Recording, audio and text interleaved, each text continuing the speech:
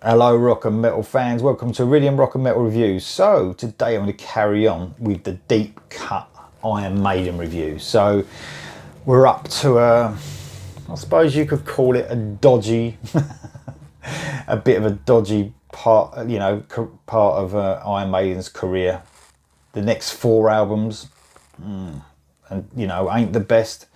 So you got No Prayer for the Dying. So the track I've chosen off of this is Mother Russia, and James Rawlinson also mentioned this, doing this song, and it probably is, for me, the standout track in a album full of not so good tracks. I know No Prayer for the Dying does hold, it holds a special place for some fans, and I can understand that, because it really does sometimes depend on how old you are when you got into Iron Maiden.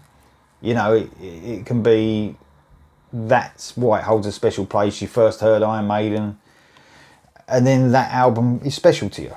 Totally understand that. For me, that might be the reason, although they are deemed as the classic Maiden albums, that might be why Number of the Beast, Peace of Mind and Power Slave are special to me, because I was really started getting into metal. Bruce Dickinson came on the scene. Couldn't believe what I was hearing at 12, 13, 14 years old. And them albums are special to me, but they seem really strong in their catalogue, but everyone's got their own opinion. So No Prayer for the Dying, I know, is, some people think it's a really underrated album. And there are parts of it that, that are pretty good, but when it comes to when it comes to the quality you expect out of a band like Maiden, it's a bit of a dip. It was a bit of a dip. So they went for Adrian Smith left the band. I think he had one influence in a bit of the songwriting and one of the songs, but he didn't like the way the direction of the band was going, basically. And they did take a real, especially after Seventh Son of the Seventh Son, where it was a progressive, real technical album. And then they decided to go more sort of basic, really stripped down sound. And it got mixed to negative reviews, but it was one of the most successful ones when it comes to singles as well, because Bring Your Daughter to the Slaughter was on this one, #1 single. So it wasn't as if the band was really dying out as such. The fans were still really into this band, although over the next few years I believe they were playing a lot smaller stadiums and stuff like that. So, and then they got huge again, obviously, when Bruce came back. So this is my deep cut review from No Prayer for the Dying, and really it's a bit strange with this Mother Russia.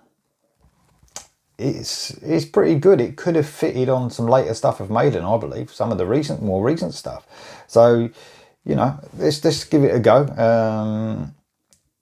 I do actually really like the track. I heard it again the other day, and it brought back some memories, because I didn't actually get into this album until much later on. I listened to it in 1990, wasn't happy, didn't think it was up to the standards of Maiden at all, and that's when I left the band for a while, and then came back and started revisiting once Brave New World came out. Started revisiting, going back, and although I still don't think it's a strong album at all for Maiden, there are some decent tracks on it. The odd track, and this is one of them. So Mother Russia, I don't think they played it live. It's definitely not a single, so it's definitely a deep cut. So I'm not cheating or anything. So here we go. We'll stop it halfway through. But this is Mother Russia off No Prayer for the Dying.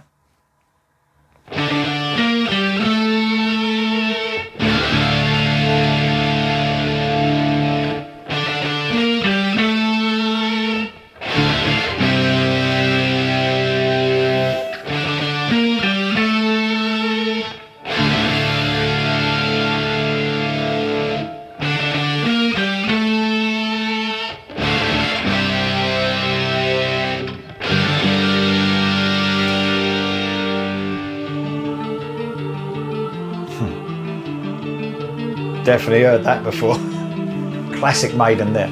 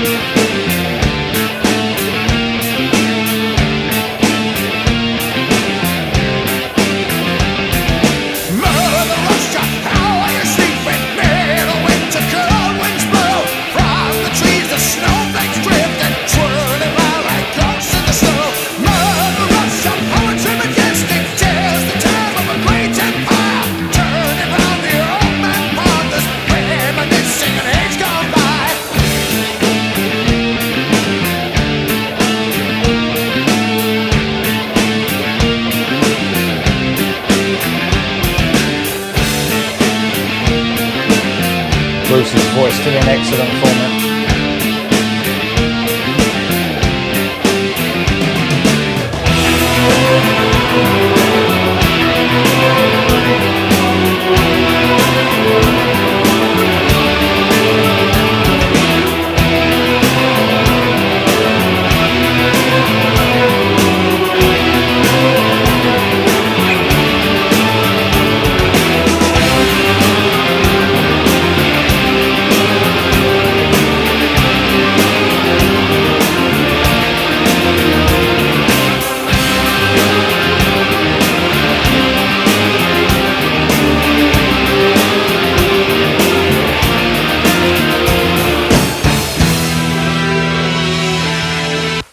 Let's stop it there quickly because we're going to get into the instrumental part of the song. So I think this is great. You know what? This is a real gem, I think, on a not so good album.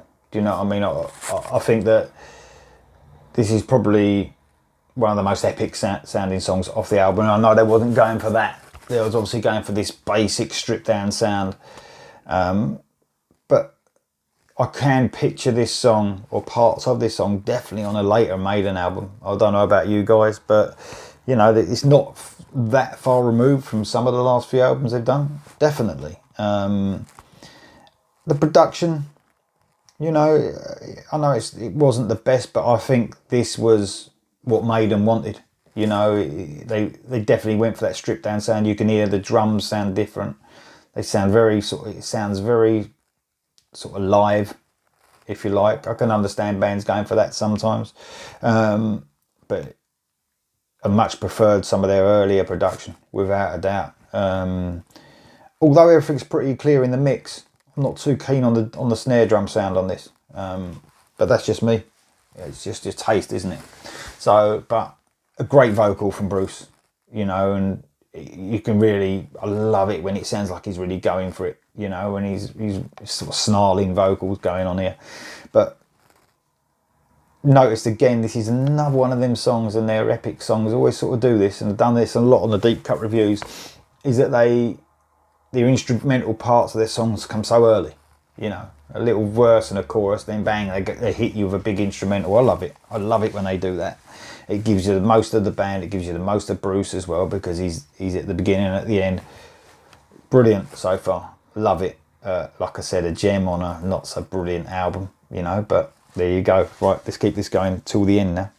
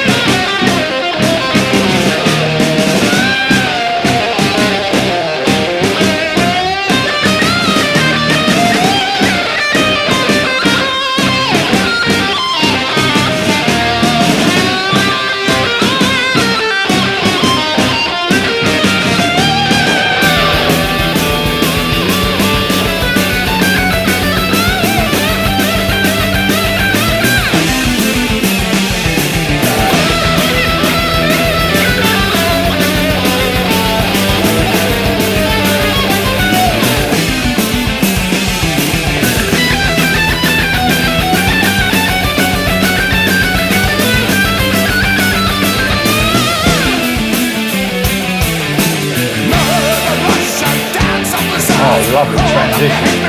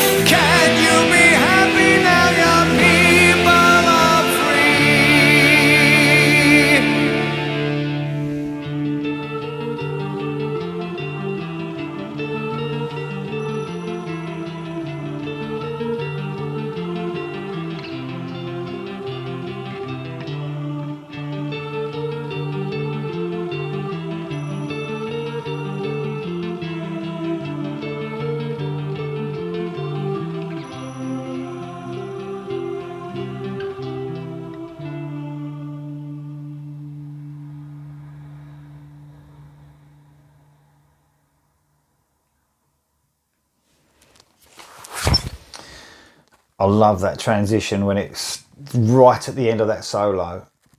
The tempo just slowed for that to get back into the song. Really clever, and something that, you know, probably as you're listening to it, like I am reviewing it and listening more intently, if you like, I thought that was a brilliant transition. You know what, this song it might not have been the strongest songs on some of their earlier stuff as well, but it definitely could have fitted on Somewhere in Time, or musically on Seventh Son. You know, it's not that far removed, this track. And I know that a lot of the other tracks are on the album. You know, they wouldn't have fitted. They would have been, you know, when you're talking like some of the weakest tracks on the strongest albums, it probably wouldn't have even been near them. But this had a real sound of definitely Seventh Son on it, and Somewhere in Time, and maybe some of the stuff they're doing now. You know, it's not that far removed. But for me, it is the outstanding track on No Prayer for the Dying, though. You know, and that shows you, for me, if this is the outstanding track on No Prayer for the Dying, but it's not as good as some of the weak stuff on their strongest albums, that's not good, you know. But, you know, like I said, all to their own, isn't it? Right, I'm going to need some help, I think. So the next 3 albums, again, I need some suggestions, please. Fear of the Dark's next, obviously.